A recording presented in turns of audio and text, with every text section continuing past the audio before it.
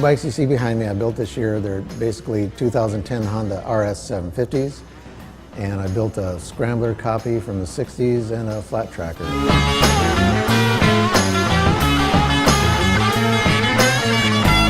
Basically what I did with these RS750s was I tore them down to just the chassis and the motor and the wheels.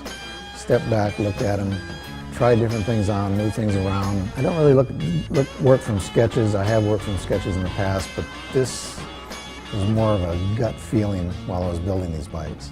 When we decided to do projects this year, I thought the RS looked like a good starting point because it's kind of like a Volkswagen Beetle. You can make anything out of it that you want. It could be a chopper, it could be a cruiser, it could be a scrambler, flat tracker, anything you want.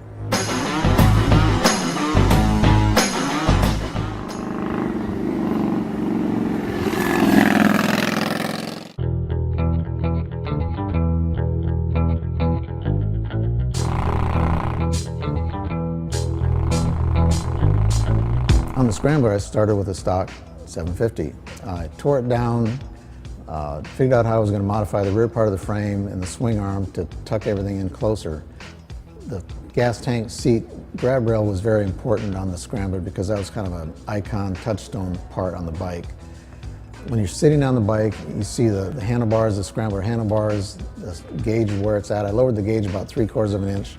I found an aftermarket headlight that was the right size, made the fork ears for the headlight mount to look like a 60s motorcycle. The fork boots, of course, cover the sliders on it, make it look more like a 60s bike too. I painted the lower legs because the early Scramblers, the lowers were steel and they were painted the same color as the chassis. My history with the 305 Scrambler goes way back. When I was a junior high, my older brother had a 305 Scrambler. In 1970, he ran into the back of a pickup and launched him and a buddy into the tail bed of the pickup. So my first 305 Scrambler project was his crashed Scrambler. And basically I had a custom bike. I was the coolest kid in high school. The gas tank was very important. It's a long tank. It's not quite shaped like the stock Scrambler, so I used some GB250 Honda knee pads we got out of Japan and some small Honda emblems to use on the side of the gas tank. I also kept the seam on the bottom of the tank and added a seam to the top of the tank to make it look more like a 60s bike. That's the way they used to make the gas tanks. The front fender was pretty much stock. It's good the way it is. We just painted it.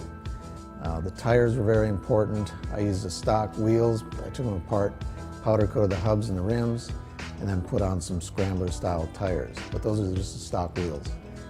Stock sprockets and gearing. We painted the chassis after I finished up the modifications on the rear. Swing arm, chain guard, just like the mid-60s Honda Scramblers were. The seat shape was very important also, with the hand grab strap across the center. And just when I was building this bike, I didn't want to basically build it like a stock Scrambler, but I wanted to make it look like if Honda built a Scrambler today, how would they do it? And that's what the mindset that I used when I was building the project.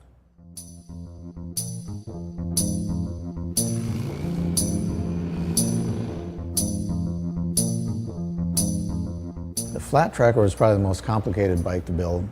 I took a stock motorcycle, stripped it down, took all the parts off it. I kept the front fork legs, triple trees, the front part of the frame. I cut everything off behind the swing arm and then just redid everything behind the swing arm. I used the stock swing arm, braced it for a monoshock. Also, to get the flat track feel of the bike, the suspension in the back is jacked up about 1.5 inches and the front forks are shortened about 1 inch to steepen up the fork angle to make it feel more like a flat tracker. Also, the foot pegs, if you're riding it, you'll notice that the left foot peg is higher than the right. That's the way a flat tracker is. So I want to get that feel to it too. We also got a original NS750 flat tracker seat. Guy had the molds for it in Indiana, and we cut the number plates off of that and then made a nice stock feeling seat for it, a more comfortable seat. On the flat tracker, you're probably wondering what that thing is hanging off the right side. That's basically the stock fuel pump. I left it in that location because I wanted to make it look like a race part. Some people think it's an oil filter, oil cooler, but it's actually necessary, and I didn't build a cover over it because I wanted people to see the hoses and the castings, and it just looks like a race bike part. Yeah, both exhaust systems on the bikes were built out of bends, welded together, and then Obviously the scramblers were chromed and the flat trackers were ceramic coated.